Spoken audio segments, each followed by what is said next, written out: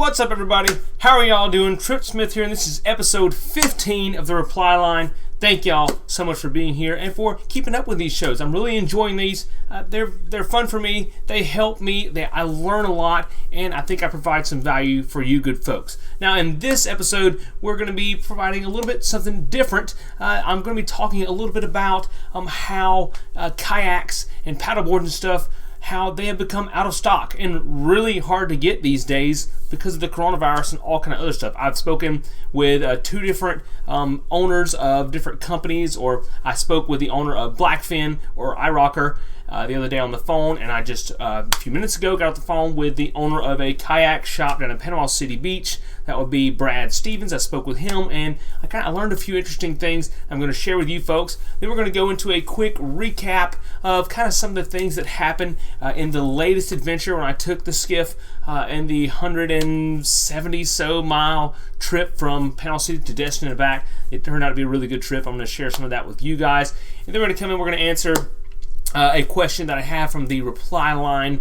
question bank for you folks. And then we're going to go in with our live viewers and answer some questions live. So thank you all for being here. Or if you're not here live, don't forget to hit that bell icon so that you are notified the next time I go live, whether it be here on the Reply Line or whether it be on an adventure or when I just upload a new video. All right, so be sure you have hit that bell icon. All right, folks. All right, let's go in and say hey to a few of the folks who are here live. What's up, Ben Cotherman, Blake Hurst, Josh Harris, and DJ Kaiser. Thank you all for being here. I see there's a few other people here too, just maybe not be speaking up in the chat. All right, so first let's go into the status on all this nonsense that has been caused by the coronavirus. Now, what am I talking about? Well, if you guys go online and try to purchase a kayak, a lot of times that will be out of stock. Or you go online and try to purchase a paddleboard, it will be out of stock for most of your kind of American-ish suppliers and stuff.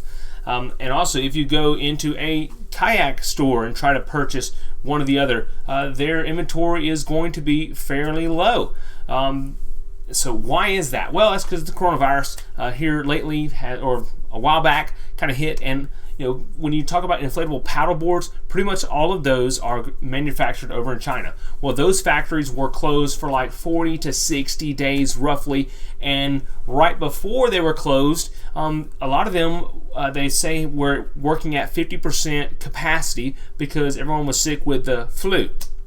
And then they had the Chinese New Year hit and some other stuff that just caused all the factories to be closed down for an extended period of time. All right, and then you had the coronavirus hit America.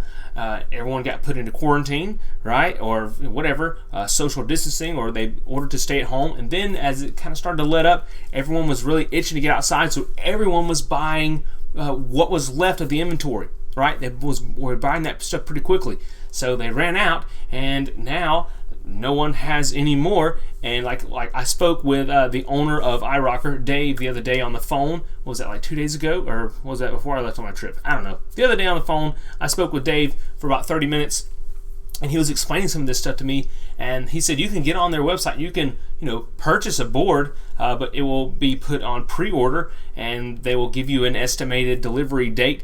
But it could be anywhere from 30 to 40 days, before you get it, or it could be shorter than that. That he didn't want to give me a definite answer because he doesn't want to let people down, and I completely understand that. But he was talking to me, and he said, they have actually shut down their live chat and their phone lines. They have turned all that off because of all the people who are trying to contact them on trying to get boards or trying to ask questions, and they're trying to reply solely through email. And Dave himself, the owner, is getting in there himself and replying to email. So it's quite a struggle for a lot of different companies. I'm sure that's not only iRocker, Blackfin. I'm sure that is a lot of different companies are going through the same struggle. So if you guys are trying to get a board or something, be easy on all these companies. All right, now I just also spoke a few minutes ago with Brad Stevens, the owner of Sunjammers, which is a pretty cool kayak shop down in Panama City Beach, Florida, kind of local to me.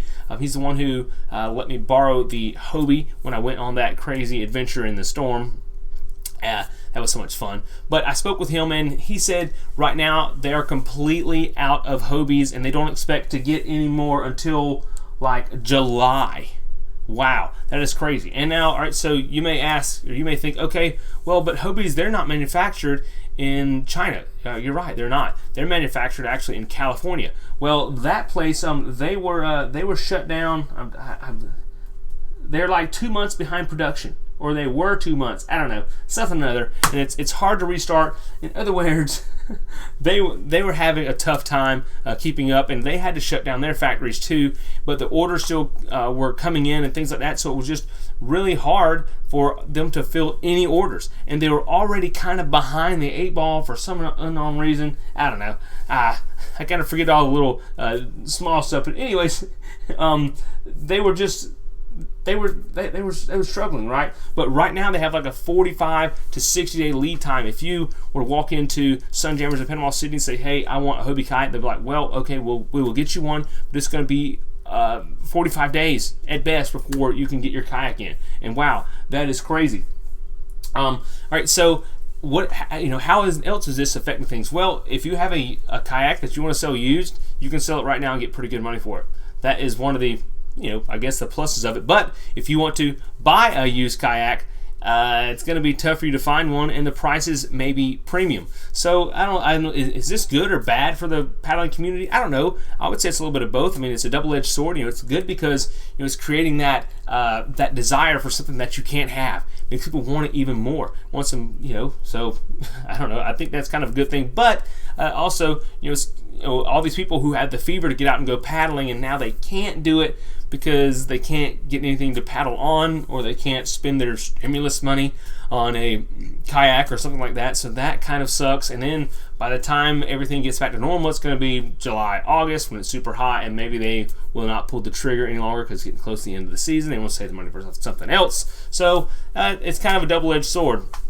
But I thought I would share that with you folks. It's some pretty good information. And when I was speaking with Brad on the phone earlier, he said we were talking about having him on the show live one day and kind of sharing some other things that kind of go on behind the scenes, because he's pretty good in the know with how all that stuff works, and just really interesting guy to talk with, plus an interesting shop to visit. So there you go. That is the scoop on that. All right, so now on this latest adventure that I just got back from on Saturday, yes, and I worked yesterday at the fire station 24 hours. It was a great trip. It didn't go exactly as planned. Basically, whenever I woke up on the first morning after camping on the boat, what a pretty miserable night. I'll be honest, it was hot.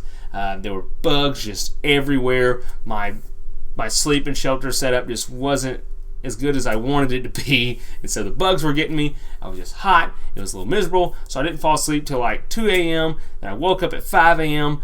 kind of excited, but knowing that I needed to get up that early to get on the river, to get on the Gulf before it got too rough. Well, I got out in the Gulf at 6:05, and it was crazy rough. And I watched the video like yesterday when I was doing some editing, and it doesn't look that rough, but gosh, it was horrible. I mean, my knees were a little bit weak. I was like, oh my goodness, I gotta get back into inshore. But anyways, so we had to take the intercoastal all the way to Destin, but we made it to Destin, had a great time. The boat did really well. We actually got a lot better fuel mileage than I thought. And I don't know, it was just a very interesting and good, enjoyable trip, and I hope the video is the same. All right, so yeah, you folks in the chat, I see y'all are asking some questions. You can go ahead and start asking some if you have them. Start them with a question mark, and I will get to them shortly. I have one other question to get to, and then we will see what you folks have to say. All right, let's see here. The first question, and the only question we're going to do today, is Tim Delaney. He says, love the videos. What hat is that? Any suggestions on a wide brim hat that doesn't flop in the wind? Yes, I have a great suggestion, and it is that hat that you saw me wearing. I'm not sure which one you saw me wearing, but I do know which brand it is, and that is going to be one of my Imperial headwear hats. There's that blue one. Thought I lost it. Oh, jeez. Yes, my Imperial headwear hats. Man, I'm happy to see this blue one. All right, this is the first one that I ever purchased, and I got this at a marina down in Panama City, Florida, in the ship store. All right, this is an Imperial Headwear. This is a Rabbit Island sport hat. They don't make this exact hat anymore, but they still make, very similar hats. Now, these are in the Watership series. If you guys get on there, you'll find these hats. And what I love about them is how well that they fit and they conform. It's not like a super floppy, just crazy, relaxed brim. It has a plastic, rod, I guess you would say, in it, or wire essentially around it that kind of helps it keep its shape. So I have this one, which is my favorite. I've had this thing, probably since like 2010, and I've worn the devil out of it, and it's still going strong. I mean, it is worn. It's got a little bit of a couple little holes, couple little stains, but this is my favorite hat for sure. I try not to wear it too much, so I want it to last forever. Then I have this other one, which is probably my next favorite one. And you can see when I put it on, it really, if I get it straight. Now, I did just pull this out of my big tote where I unloaded all the stuff out of the boat the other day, so it is a little wonky, but you guys can see, it holds its shape pretty good. It was just in there all funky, but now it holds its shape pretty good. If you wear it a little bit, you can really make it look pretty good. I'm looking in the camera, the reverse image myself, but it does hold its shape pretty well, and they feel really good. They're nice and cool, but I have a few others. I have this one. It's not exactly my favorite, but it still has it doesn't look too bad. It has a good wide brim, stiff brim, so it's not floppy and funky. It's just, that's very important to me, because a lot of the hats, they just don't look good to me, but these look good. Now, here is their waterproof hat. I'm not the biggest fan on this because it's not totally waterproof. It will soak out on you, but it still looks okay, I guess. I don't know, it's not as cool, but for like wintertime when it's raining, I'm probably going to be wearing this hat like I did when I went down the Choctawhatchee. So these are those hats. You guys can go check those out, and they really are fantastic hats. They run about $45 a piece, which isn't extremely horrible, but it is a pricey hat. But you can see I've had the one for 10 years, and I bought that one, and I still love it. I'm guessing 10 years. That's probably a pretty accurate guess, if not conservative. But the other hats, they sent those to me after I contacted them probably like 3 years ago, and they're also going strong. I love those hats. Love those hats. I'm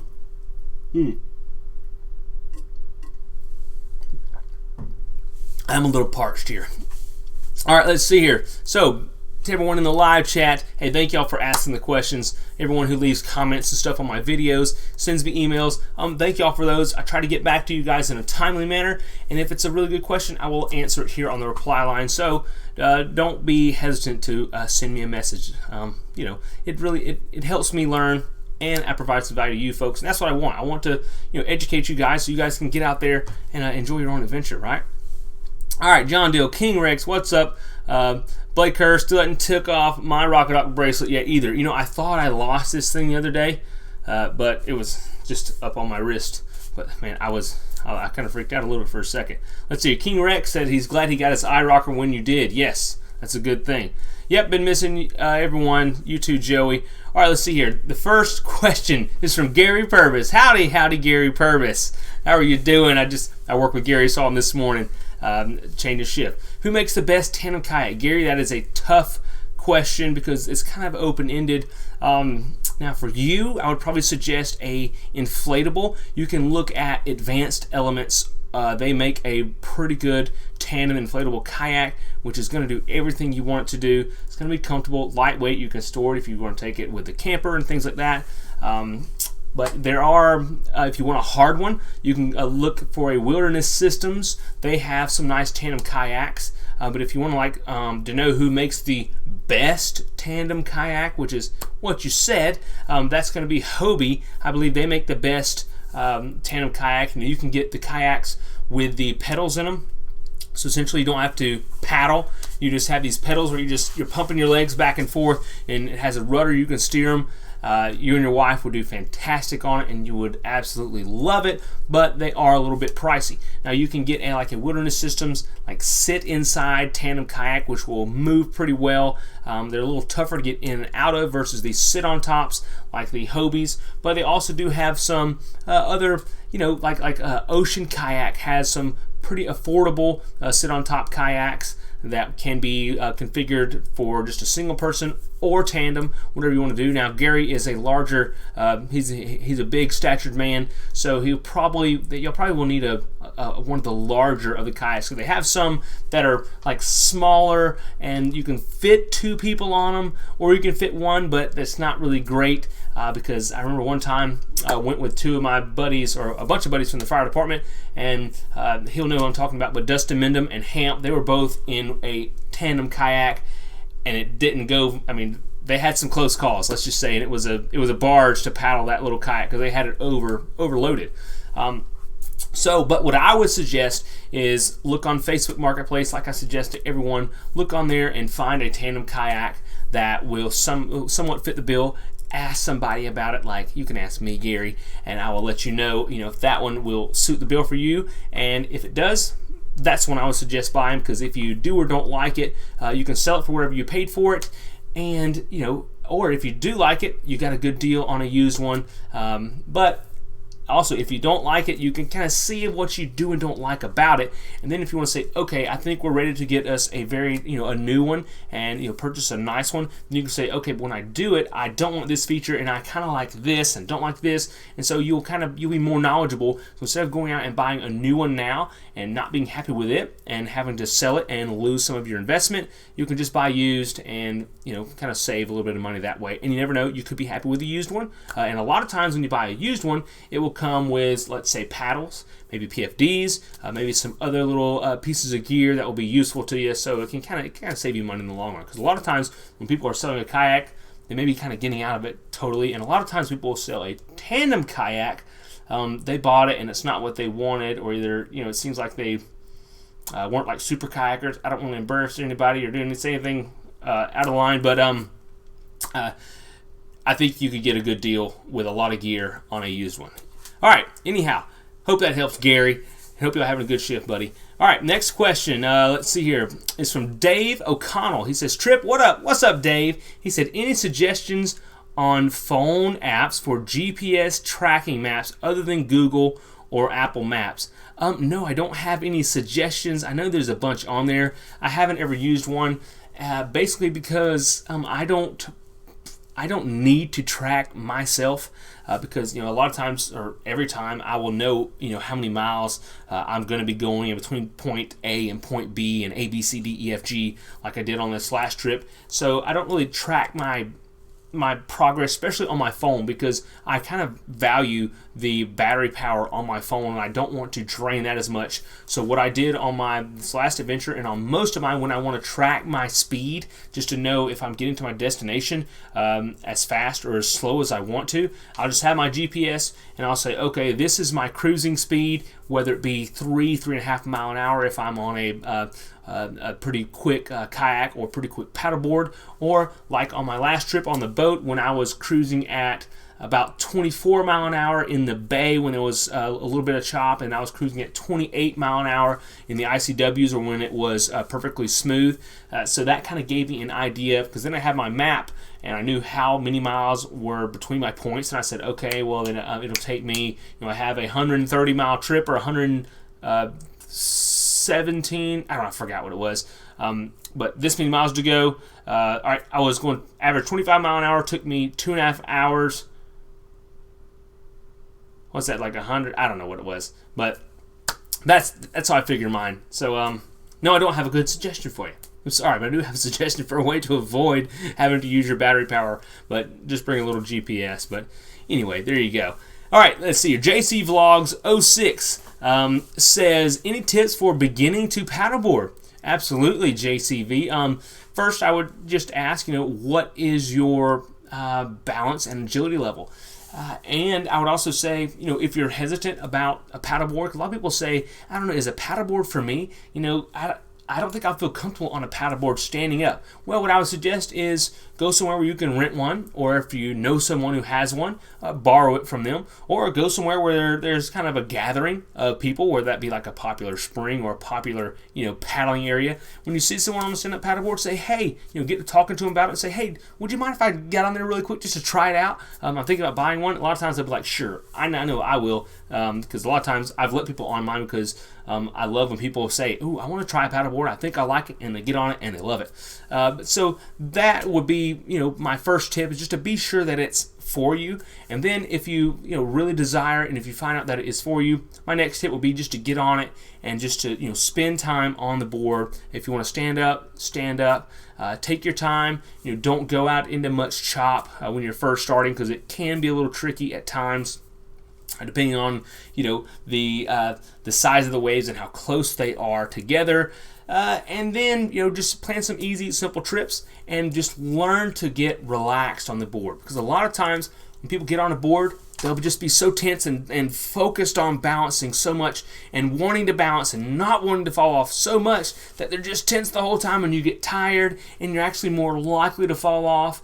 So if you can, just try to relax, just feel the board, feel the water, feel the flow, but mainly just relax and get comfortable just balancing on the board, and that you'll have a lot more of an enjoyable experience. Now, if you're not comfortable with standing up, which is perfectly fine, you can sit down on a paddleboard, especially an inflatable paddleboard, and probably have a better day than sitting down on a kayak, in my opinion. So you can get yourself a cooler or a chair, strap it on the paddleboard, and you're good to go, right? And you can use your single-bladed paddle or a double-bladed paddle, whatever you would choose. So I do think a paddleboard can be adapted to just about anybody. Hope that helps, JC. All right, let's see here. Andy S. says, I'm 16 and looking to buy a small adventure craft. I currently have a motor canoe, but looking to upgrade to something a little more substantial. What would you recommend? Andy, great question. Let's see, it depends on where you are going to be operating your craft. So if you want to let me know in the chat, Andy, where you're going to be operating, whether that's like coastal or rivers and creeks, because that would determine what you should get. Now, what I would probably tell you, let's see, what size is your motor? You didn't say that. A lot of times, if you're just getting into it, you can get a Ginu for pretty cheap. That's what I did. That was my first adventure craft. Are you talking about a? Yeah.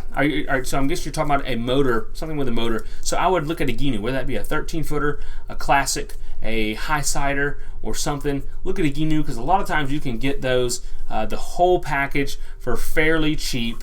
I mean, you can find them for $1,000 with a motor that runs and a trailer, and that is pretty good. A lot of times with like a 9.9 or something on it. I mean, that is a crazy deal to have something that is so capable for such little money. All right, but if you want something a little bit different, like if you're going to go coastal, I'll be looking for like a micro skiff or something. Something like a if you can find like a Carolina skiff, those are pretty easy to find, super durable, they'll go anywhere. Or if you can just find any type of small skiff and get your feet wet and learn what you want. Now, I would suggest you buy used, similar to buying a kayak.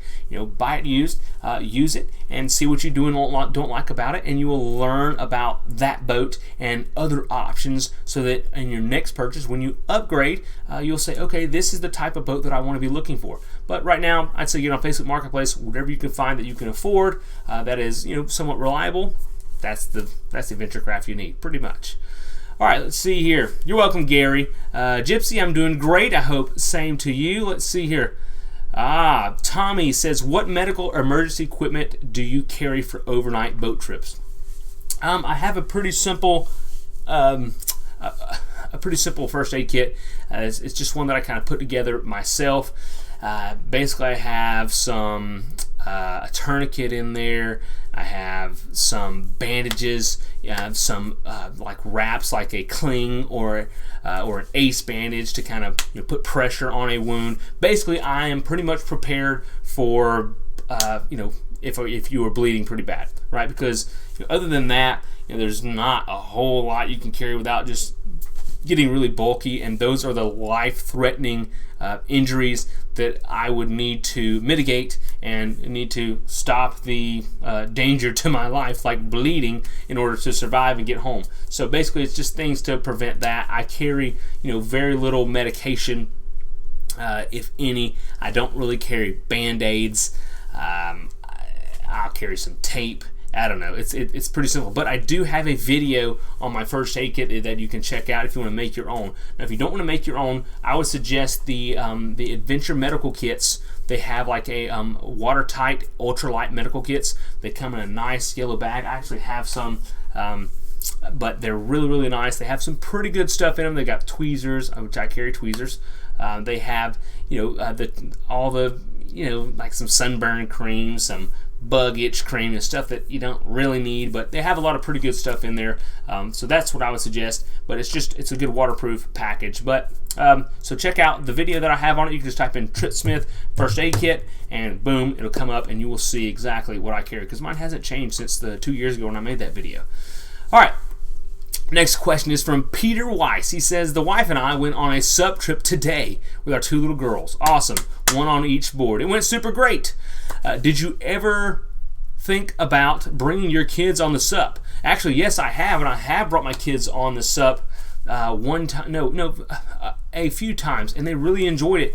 Especially the inflatables, because they're soft and the kids can kind of crawl all over them. Like, I know I've had my oldest boy Tucker on there with me, and we'll be paddling around, and he'll just be crawling all over the board, grabbing stuff out of the water, looking off the back, looking off the front, dragging his hand in the water. It's so cool to have them on a sup, and it's so nice. Or either, if we go to like the springs and stuff, he'll stand up right in front of me and he'll hold on to my legs, so that he essentially has something to support him, and he can stand up, doesn't have to worry about balancing too much, and he can see everything. It's totally cool, and I love having kids on sups, much more than I think I would on a kayak, because you can just move around everywhere. Booyah, Matt Cleveland. How's it going, brother?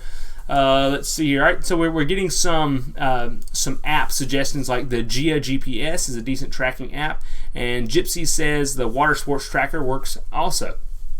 All right, let's see here. Ben Cotherman says, have you ever gone free diving and was unable to equalize the pressure in your ears? If so, what did you do? Yes, I have. That happened to me one time, and I was filming it, and I was at Morrison Springs, and I couldn't equalize. And I think I just had maybe some sinus congestion or something. And what did I do? I didn't free dive. I didn't go below the depth, which is probably about 15 feet. Whenever I say, oh my goodness, I either need to equalize or turn around. So that happened there one time. And also when I was being certified to go scuba diving at the same spot in Morrison Springs back in like 2006 or 7, the same thing happened to me, but I was pretty much a rookie then. But I did finally get it to equalize then. I just had to come up and come back down again when I was scuba diving. But free diving, whenever I couldn't do it that one day, I kept trying and it wouldn't work, and I was pretty disappointed. So I don't know. There's not much you can do that I know of. Sorry about that. All right. Andy says he asked about the micro skiff or the capable craft earlier. He says mid-sized lakes and bigger rivers. He has a 2-horse, but looking to upgrade the motor too. All right, yeah. So mid-sized lakes and bigger rivers. Mid-sized lakes, you could get by with a GNU if you just watch the weather and stuff. I mean, you'd probably be fine, but you have to watch out for other boats getting swamped by them, especially like when you are pulled up on the shore a little bit. Like if you're getting away from the stern on a GNU or from the side, you better be careful. You just better be there watching the boat. Other than that, you'll probably be fine on a GNU. And that's probably going to be the best bang for your buck.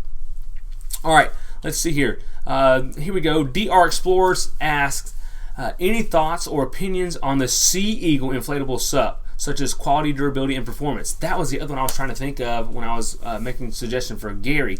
Yes, the Sea Eagles, I've never used one. I have seen them in person. They look fantastic. I have spoken with several different people who have used them, and they all like them a lot. They're essentially an inflatable paddleboard. What was that? An inflatable paddleboard with sides, and what I like about it is that it has a flat bottom, like an inflatable paddleboard, and it has a fin, which is fantastic because it makes it easy to propel that thing through the water, and it tracks straight. So I think they are pretty good if you want an inflatable kayak. Now, just recently, when I was down in Destin last weekend on the trip, I did get to visit the boat store, the BOTE store, and I saw their inflatable kayaks, and they're pretty bad to the bone. I'll be honest with you. they're pricey, but if I had plenty of money and I was looking for an inflatable kayak, that would be the ones I would get because they are sweet. Let me tell you, they are sweet. But the Sea Eagle will work, and you can sometimes find those used also. So yeah, I think you'll be happy with the Sea Eagle, and they even make those in tandems, I believe. All right, King Rex said, went on the ice up yesterday, but it was a bit too windy. So I did a downwind and was done. Have you ever had to change your plans due to too much wind when going out to sup? No, I've never changed my plans. I don't think, no, I haven't. I have fought some wind at times, and it kind of sucks. But a lot of times if it is windy and I need to go in that certain direction, I will get on my knees and I will shorten my paddle so I can get lower, so I'm creating less windage with my body, so I'm less of a sail essentially. And I'll just get lower, and when you get low, and you can really drive that oar, that paddle, and that blade in the water, and man, you can make that board move. But you just really have to. You really got to work for it, though. But so you can make it happen if you want to, but it is tough. All right. Let's see here. Hello, Jonathan from North Alabama. Hey, what's up? Sunjammer just commented. That's Brad. Yep. Hey, I'm glad you're enjoying it, Brad. I appreciate you sharing that insider info with all of us because it's valuable. There's a lot of people who are wondering, what is going on with the paddling industry and all this stock. Why can't I get a board or a kayak to go out paddling? And those are some of the reasons. So thanks, Brad, for sharing that. All right, let's see. DJ Kaiser says, if I go upside down underwater without holding my nose, your ears feel like they're going to explode for an hour after. Is that a personal problem? If I go underwater upside down. DJ, how deep are you going? Because typically, like if you go underwater upside down, typically I will just get water in my sinus cavities. But no, it never affects my ears. But I think all that stuff is connected. But now, if you go upside down, I don't know. I've never had that problem, DJ. That might be a personal problem, buddy. I can't answer that for you. Yeah, I don't know. Unless you go under there and you're pushing out, trying to push the water out, and I don't know. I can answer that one. Sounds like a personal problem. But anyways, all right, folks. I've enjoyed this reply line, episode 15. Too awesome. I appreciate all you folks being here, and I look forward to episode 16. We might do that tomorrow because I still do have a lot of questions. All right, he said it wasn't very shallow, so I don't know what that is, buddy. But yeah, I do have several other questions that I didn't even answer today because I wanted to talk about the latest trip and also all the stock of the inventory of paddleboards and kayaks and stuff. So here you go. Hopefully we'll see y'all in the next reply line, and you guys can expect the latest adventure probably, I don't know, I might just release it on Sunday. But looking forward to that because I think it's going to be a good one. All right, folks, take care of yourselves. God bless. Get out there, and I will see y'all in the next reply line because that's going to come before the next adventure. All right, folks, I got to eat. See ya.